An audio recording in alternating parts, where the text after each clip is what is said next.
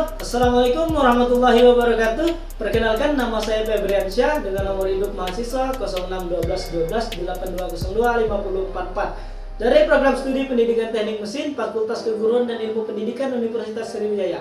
Nah, baiklah, di sini saya akan membuat sebuah video podcast mengenai motivasi dan pembelajaran sebagai calon guru atau calon pengajar. Nah, video ini dibuat sebagai tugas akhir pelengkap tugas dari mata kuliah perkembangan peserta didik. Nah, seperti apa videonya? Tanpa berlama-lama langsung saja kita menuju video. Oke, assalamualaikum warahmatullahi wabarakatuh. Kembali lagi bersama saya Febriansyah di sini. Nah, dan dengan rekan saya Gimnastia Ramadan adalah rekannya Febriansyah. Nah, di sini nih kalau sudah berdua nih nggak mungkin video yang inilah, pasti tentang sharing-sharing tanya jawab lah. Pasti. Nah, tapi di sini bukan saya yang bertanya, tapi si Jim ini yang bakal bertanya. Nggak tahu dia apa pertanyaannya, mungkin geri-geri sedap lah pertanyaannya. Geri-geri sedap pertanyaannya. Saya. Nah, gimana Jim tentang sehat? Alhamdulillah sehat. Kamu bagaimana?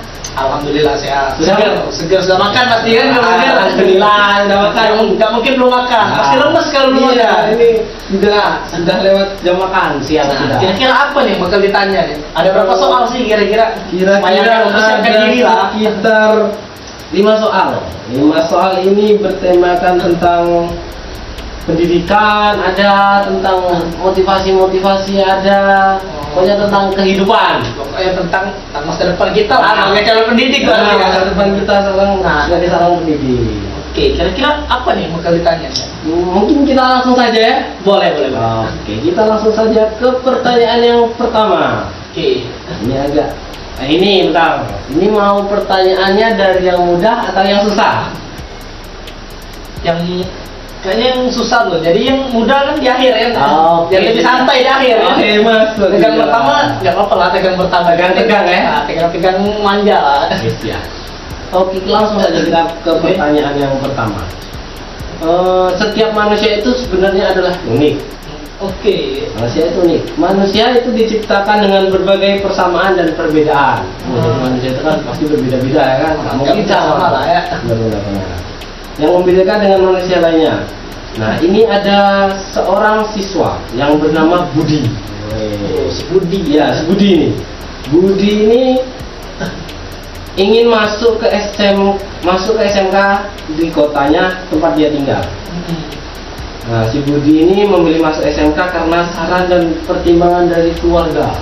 Jadi disuruh keluarga lah masuk SMK. Disuruh keluarga masuk SMK. Terus? Alasannya adalah setelah lulus maka akan mudah untuk mendapatkan pekerjaannya. Jadi alasan si Budi ini disuruh masuk ke SMK supaya setelah lulus bisa agak mudah lah untuk mendapatkan pekerjaan kan. Cepat bekerja lah. Ya. Keluarganya itu maaf ngomong itu keluarga yang kurang mampu, kekurangan biaya, sehingga kesulitan untuk melanjutkan ke jenjang pendidikan yang lebih tinggi. Nah, di sisi lain sebenarnya si Budi ini kurang berbakat di SMK. Ia malah berbakatnya itu di bidang komunikasi. Di bidang komunikasi. Bidang komunikasi. Untuk masuk sekolah komunikasi itu memerlukan biaya yang tidak sedikit. Mahal dan sekolahnya pun berada di luar kota. Jadi harus tinggalin keluarganya. Harus meninggalkan keluarga yang jauh. Nah, ini untuk sebagai seorang pendidik, apa yang Febriansyah bisa lakukan atau bisa berikan sehingga Budi ini bisa menerima keadaan dan memaksimalkan potensi yang ada pada diri. Sebagai pendidik nih, berarti si Budi ini siswa saya lah. Si Budi ini siswa kamu lah. Contohnya seperti itu. Mungkin yang pertama, jika Budi siswa saya kan, saya akan memberikan beberapa solusi lah mungkin. Yang pertama adalah mungkin dia tuh harus menuruti kehendak orang tuanya, karena ya nggak bisa dipaksakan kan keadaan ekonomi yang mungkin lagi down atau mungkin di luar tempat sekolah komunikasi yang berada di luar kota, jauh dari orang tua kan. Nah, mungkin solusi pertama tuh Budi itu harus masuk SMK gitu ya, turuti saja kehendak orang tua, turuti dahulu kehendak orang tuanya. Gitu ya. Jadi kehendak orang tua tuh dituruti, Terus ya karena kan kita nggak tahu kan, mungkin dia juga punya bakat di SMK. Ya. Karena kalau belum dicoba kan belum tahu. Kan? Benar sekali. Belum dicoba belum tahu. Kita nggak tahu kan apa, mungkin dia lebih berprestasi kalau di SMK kan. Ya, kita nggak tahu kan mungkin. Nah terus solusi yang kedua tuh mungkin Budi itu harus memberikan pengertian kepada orang tuanya. Mungkin berembuk lagi lah dengan orang tuanya. Ya, Misalnya ngomong, Pak, aku katanya harus masuk komunikasi ya. Ini masuk komunikasi. Ini masuk komunikasi ya. Seperti itu ya. Nah, jadi bagaimana jalur masuk komunikasi, sedangkan biaya tadi kan mahal kan? Ya, biaya masih mahal. Nah, sebagai dan komunikasi itu berada di luar kota. Ya mungkin sebagai pendidik, mungkin saya akan memberikan beberapa info mengenai jalur beasiswa di bidang komunikasi tersebut. Oh iya benar. Ya, karena kan mungkin kita mengetahui ada beberapa lowongan beasiswa lah ya. Iya benar. Karena kan ini sudah zaman modern, pasti modern. banyak sekali beasiswa. Ya pemerintah kan juga ya, sedikit lebih pengertian lah dengan siswa-siswa yang kurang mampu untuk menggapai mimpinya kan. Iya benar sekali. Nah jadi mungkin si Budi tadi boleh mengikuti beasiswa itu. Nah terus dengan masalah lokasi yang jauh kan, ya mau tak mau kan kalau misalnya mau menggapai mimpi kan harus ada pengorbanan. Harus ada pengorbanan. Nah, jika dia lulus beasiswa itu, maka ya harus meninggalkan keluarga, harus berani gitu. Nggak boleh takut. Nah, tapi ya pokoknya dari dua solusi tadi mungkin itu yang bisa saya berikan kepada si Budi nih ya. Oke, siap. Jadi yang pertama itu dia menuruti kehendak orang tuanya terlebih dahulu masuk ke SMK. Nah, mungkin saja dia juga berbakat di bidang SMK. Oke, kan belum dicoba kan, jadi kalau belum dicoba belum tahu kan. Nah, dan solusi yang kedua itu dia melanjutkan mimpinya di bidang ilmu komunikasi dengan cara ya mencari-cari beasiswa ya seperti itu. Nah, jadi misalnya solusi kedua tadi masih belum itu ya, jadi dia tuh harus terpaksa untuk orang tuanya. Kan lagi pula kan belum dicoba kan belum tahu kan. Mungkin juga kehendak orang, biasanya feeling orang tua itu bagus. Feeling orang tua itu bagus. Setelah itu kan Tuhan tuh memberikan apa yang kita butuhkan, bukan apa yang kita mau kan. Jadi Tuhan itu memang benar sekali. Tuhan itu pas memberikan apa yang kita butuhkan, bukan apa yang kita inginkan. Kadang apa yang kita mau tuh belum tentu dikasih, belum tentu bagus untuk kita. Tapi apa yang kita anggap itu tuh gak bagus untuk kita, kadang itu tuh yang terbaik untuk kita. Nah gitu. Jadi Tuhan itu terkadang penuh misteri gitu. Memang Tuhan itu maha segalanya ya. Maha segalanya. Jadi ya intinya ya mungkin dia bisa mencoba beasiswa atau mungkin ya menurut kehendak orang tua tadi. Mungkin kita lanjut ke pertanyaan yang kedua. Oke, pertanyaan kedua. Pertanyaan kedua ini agak sulit atau pertanyaan kedua ini beda nama ini. Tadi Budi. Tadi Budi, sekarang siapa nih sekarang? Sekarang ini namanya Andi. Oke, CS lah. AP kan Andi Budi ya. Andi Budi kan. Nah, si Budi ini merupakan siswa di SMK di sebuah kota besar di Pulau Sumatera. Dia merupakan seorang yang memiliki bakat di dunia teknik. Berbeda sama si siapa tadi? Si Budi tadi. Budi tadi. Kalau Budi kan nggak ada minat di SMK. Kalau jadi berbakat di SMK. Berbakat sekali di SMK. Hanya saja si Andi ini orangnya yang pertama itu kurang percaya diri, yang kedua itu pemalu, yang ketiga overthinking. Dan juga dia itu selalu ragu dalam membuat keputusan dan tindakan. Dia takut keputusan yang dia buat itu ditolak oleh orang lain. Tidak percaya diri. Sebagai seorang pendidik ini dari saudara biasa, solusi apa yang bisa saudara berikan kepada Andi sehingga si Andi ini bisa menerima keadaan dan memaksimalkan potensi yang ada pada dirinya? Solusi dari bakat yang tertutupi rasa tidak percaya diri. Benar sekali. Jadi sebagai pengajar, sebagai pendidik lah, tentunya saya tuh punya solusi itu. Yang pertama adalah mungkin merubah metode pembelajaran saya kepada si Andi tadi. Di kelas Andi tadi mungkin pembelajarannya akan sedikit beda lah. Dari yang modifikasi lah ya. Sedikit modifikasi kan. Yang biasanya mungkin memakai metode ceramah kan, metode demonstrasi. Nah, metodenya itu bakal diganti menggunakan diskusi. Metode diskusi ya. Diskusi. Nah, jadi dari diskusi itu lambat laun dia tuh bakal ngasihkan pendapat dia kan. Benar sekali. Mau tidak mau harus pasti ngasihkan menyampaikan pendapatnya. Nah, Benar sekali. nah, jadi dari menggapai pendapat itu, terus yang namanya diskusi itu tidak jauh dari kerja kelompok kan. Ya benar sekali. Dari kerja kelompok, diskusi, nah diharapkan dengan ya mungkin dia kan bakal apa sih namanya, memberikan pendapatnya. Oh, pendapat saya seperti ini. Ya, nah, dari seperti itu kan mungkin tanggapan teman-temannya kan berbeda, ya, berbeda kan. Nah, dari berapa anggota kelompok pasti berbeda-beda. Ya, nah, dia harus mengeluarkan undang-undang ternyata, mengeluarkan apa yang dia pikir ada dalam di pikirannya. Nah, dari mengeluarkan itu mungkin ya banyak dikit dia bakal berbicara kan. Ya benar, banyak pasti berbicara. Jadi secara tidak langsung itu tuh bakal membuat dia berpresentasi sedikit lah di kelompoknya. Nah, setelah itu ya kalau kerja kelompok pasti ada laporan pekerjaan. Nah, laporan pekerjaan tuh bisa dilakukan di depan kelas mungkin, ya, presentasi. Ya, nah, jadi dari presentasi tersebut dia tuh bisa melatih untuk berbicara di depan umum.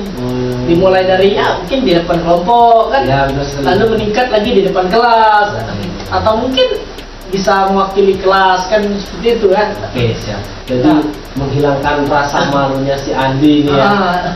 Rasa malu, rasa ragu dan tidak percaya diri tadi dihilangkan dengan cara berdiskusi seperti itu kan. Nah, jadi apa? Memang prosesnya mungkin tidak akan sebentar, mungkin tidak akan sehari 2 hari selesai, tidak mungkin kan? Tidak mungkin, semuanya butuh proses lah. Semuanya butuh proses. Tapi seiring berjalannya waktu kan pasti si Andi ini bisa. Jadi lama-lama ya, apa sih ini? Wah, ini nggak apa-apa lah, bodo amat yang lain kan. Pendapatku seperti ini kan, aku percaya diri karena seperti kata pepatah kan, ala bisa karena biasa. Mantap nih. Ala bisa karena biasa. Jadi dari apa, terpaksa dulu, lalu menjadi kebiasaan. Jadi karena itu mungkin jadi kebutuhan. Mungkin kalau aku nggak presentasi ada yang kurang gitu kan. Jadi percaya dirinya tuh udah meningkat gitu kan. Meningkat.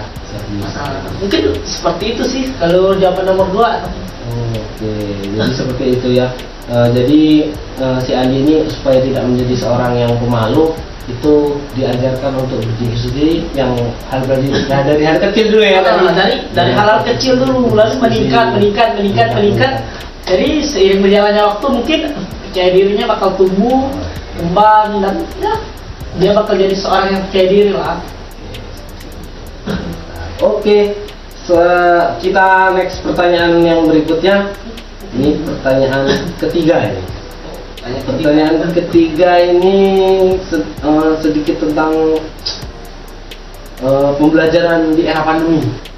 Era sekarang Pak. Sekarang ini. Nah, pembelajaran tatap muka ini menjadi pembelajaran tatap maya. Berubah. Yang biasa di kelas jadi di kamar belajar, depan laptop. Nah, banyak kendala mungkin yang sering dihadapi ketika pembelajaran daring ini. Ya mungkin dari sinyal, apalagi yang berada di luar kota ya, di dusun-dusun pelosok gitu kan. Kuotanya terbatas.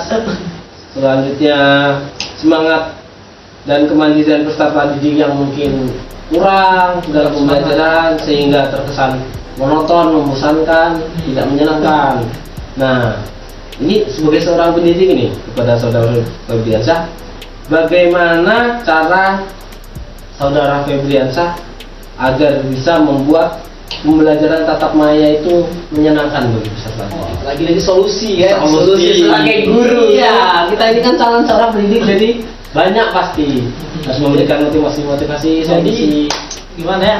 Sebuah permasalahan. Jadi di masa pandemi itu belajarnya dari rumah.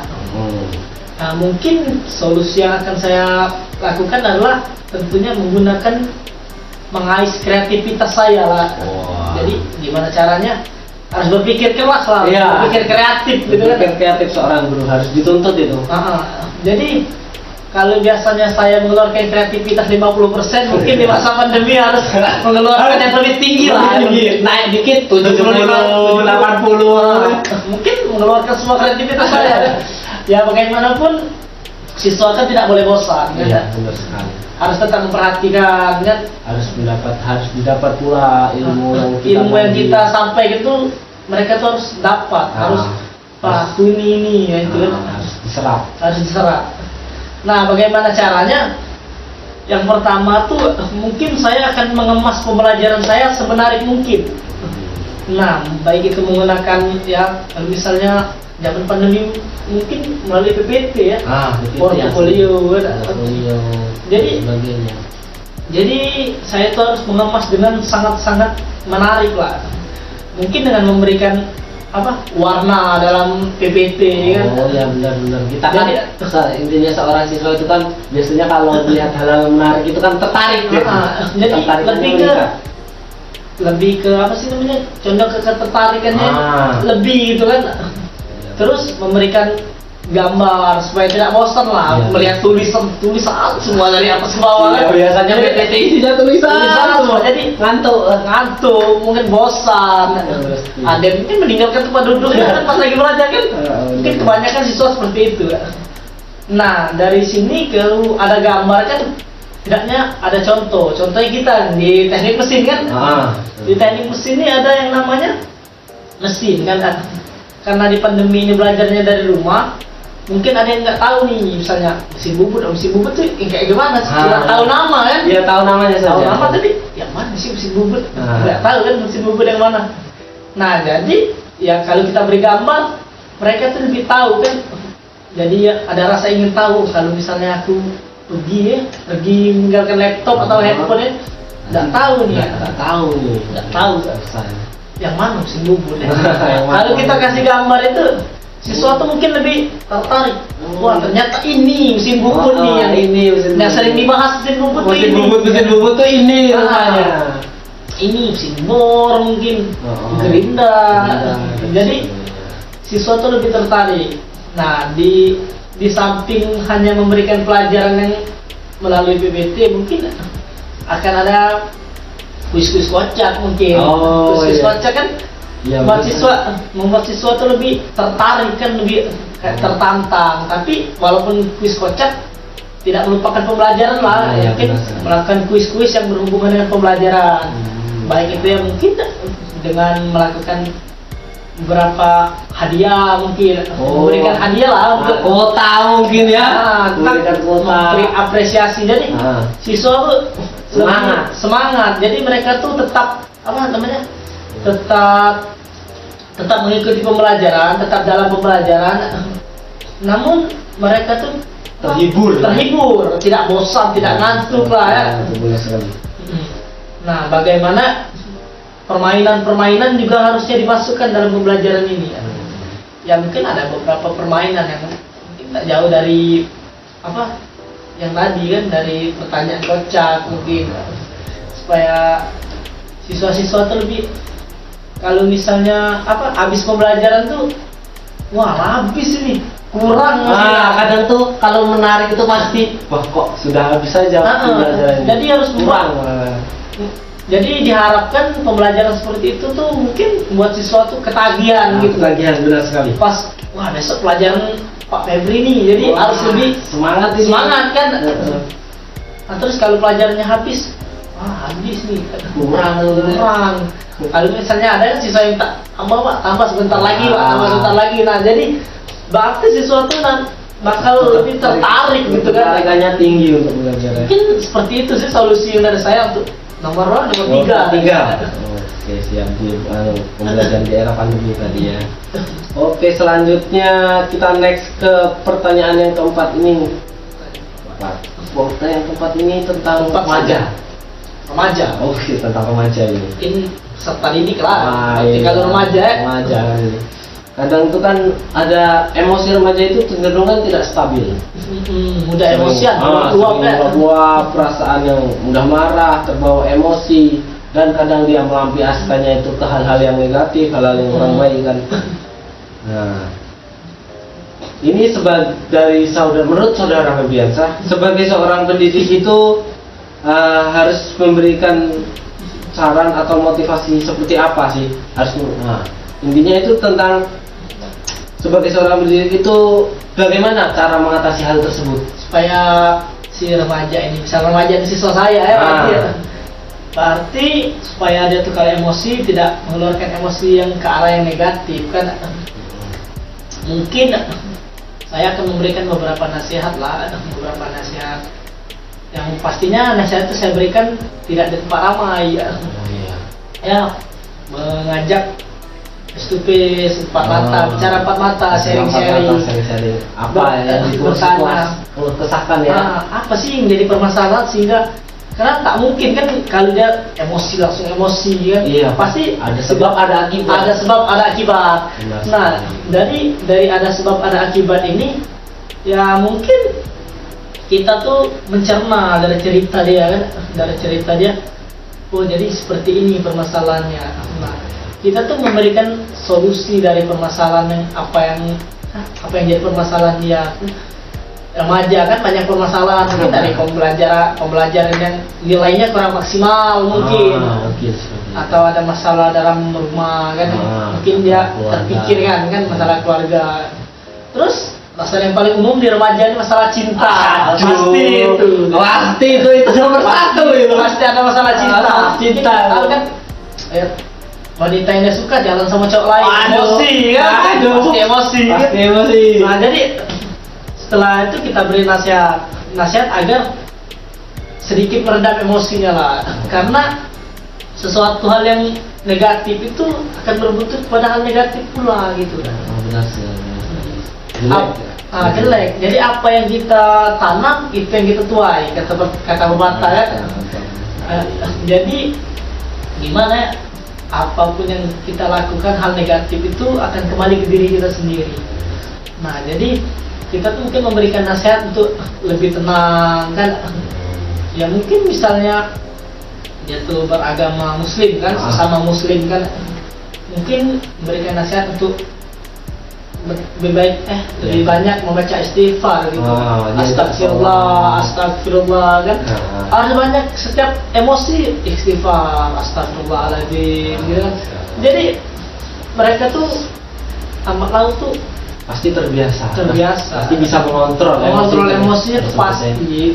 Karena itu tuh hal yang tidak baik lah, negatif kan. Pasti itu yang negatif itu yang sering dilakukan oleh remaja. Jadi kita tuh sebagai pengajar tuh hal yang pertama kita lakukan tuh mengerti dulu apa sih permasalahan si siswa kita ini, apa sih permasalahannya sehingga dia tuh jadi emosi gitu. Emosi kan cara remaja kan. Kenakalan. Misalnya apa? Punya masalah sedikit, mencoba-coba untuk sekarang hal yang tidak baik. Yang tidak baik itu kan membawa ke negatif. Nah itu sebenarnya hal yang tidak boleh dilakukan. Nah karena itulah kita sebagai pengajar, sebagai pendidik kan punya fungsi sebagai orang tua kedua bagi siswa kita kan. Jadi memberikan nasihat, memberikan motivasi, memberikan solusi permasalahan mereka, melakukan sharing-sharing, mungkin ngobrol. Itu mungkin dapat membuat siswa kita tuh jadi nyaman dan akhirnya terbuka dengan kita. Terbuka, menceritakan permasalahannya. Nah disitulah kita bisa masuk untuk memberikan solusi. Jadi kamu tuh sebaiknya jangan seperti ini. Nah itu hal-hal yang berbau negatif lah. Jadi mungkin seperti itulah ya jawaban dari saya, memberikan solusi, memberikan saran, nasihat yang baik, diajak ke hal-hal yang lebih baik, atau bahkan bisa diajak melakukan kegiatan yang bermanfaat mungkin ya. Oke, pertanyaan keempat tadi sudah dijawab. Nah, sekarang ini pertanyaan terakhir ini. Last question. Biasanya last question ini ngeri-ngeri sedap gitu. Ngeri-ngeri sedap biasanya. Last question kali ini tentang tentang motivasi, kata-kata motivasi apa yang paling memengaruhi hidup saudara Febiansah sehingga hidup ini lebih bersemangat, bahagia untuk menjalaninya. Kata-kata motivasi ya. kata-kata motivasi yang apa sih yang terngiang-ngiang dalam benak saya teh. Saya lupa tuh lihat di mana, tapi yang pasti kurang lebih isinya seperti ini. Jangan pernah menunggu waktu yang tepat untuk memulai sesuatu. Karena waktu tak akan pernah tepat bagi seorang yang selalu menunggu. Mantap sekali. Nah, jadi sepertinya ketika saya bermalas-malasan gitu kan, Iya. mungkin ada tugas, ada ini. Tunda-tunda nanti Tunda-tunda. Nah, seketika kalimat itu muncul di benak tuh seperti menampar gitu kan, menampar. Apa sih, jangan menunda-nunda gitu kan. Kalau bisa dilakukan sekarang, lakukan gitu kan. Nah, terus kata-kata motivasi lain yang datang dari Bapak Proklamator kita nih, Bapak Presiden pertama Indonesia, Insinyur Soekarno. Ya mungkin sudah banyak lah yang tahu kata-kata motivasi ini. Iya, Punya, kejarlah mimpimu setinggi langit. Jadi walaupun kau jatuh, maka kau akan jatuh di antara ribuan bintang-bintang. Mantap sekali. Nah, jadi kita tuh jangan takut untuk bermimpi gitu kan. Bermimpilah setinggi langit. Karena walaupun akhirnya kita gagal menggapai mimpi kita, pasti ada banyak hal-hal positif yang telah kita dapat dari perjalanan menuju mimpi Ya, tersebut. benar sekali. Banyak pengalaman yang kita dapat, banyak sekali orang-orang di sekitar kita yang mungkin kita kenal, kita bisa tahu channel atau apa. Seperti itu. Nah, jadi mungkin seperti itu saja sih jawaban yang mungkin dapat saya berikan untuk last question kita kali ini. Terima kasih. Wah, sepertinya sudah habis ini pertanyaannya ini. Last question kan tadi, jadi pertanyaannya sudah habis. Ngeri stop tuh pertanyaannya. Lumayan banyak sih kita sharing-sharing tadi kan. Sharing tentang bagaimana cara seorang pendidik, bagaimana mengontrol Emosi, remaja, motivasi kan. Motivasi. Mungkin sampai di situ selesai pertanyaan yang dapat saya berikan kepada saudara Febriansa. Jadi itulah guys ya podcast singkat kita kali ini. Podcast berisi tentang motivasi, tentang pembelajaran, pendidikan dan emosi, serta ya sebagai calon pendidik lah, calon guru kan. Jadi dengan berakhirnya pertanyaan tadi mungkin berakhir pula video ini nih. Nah, semoga ada manfaat ataupun hal-hal penting yang dapat dipetik dari podcast kami berdua nih kan. Nah, jadi saya mengucapkan terima kasih bagi yang menonton ya. Saya Febriansyah. Saya Gimnastia Ramadan. Nah, kami mohon maaf bila ada kata-kata yang kurang berkenan. Kepada Tuhan kami mohon ampun. Kami ucapkan wabillahi taufiq wal hidayah. Wassalamualaikum warahmatullahi wabarakatuh. See you next time.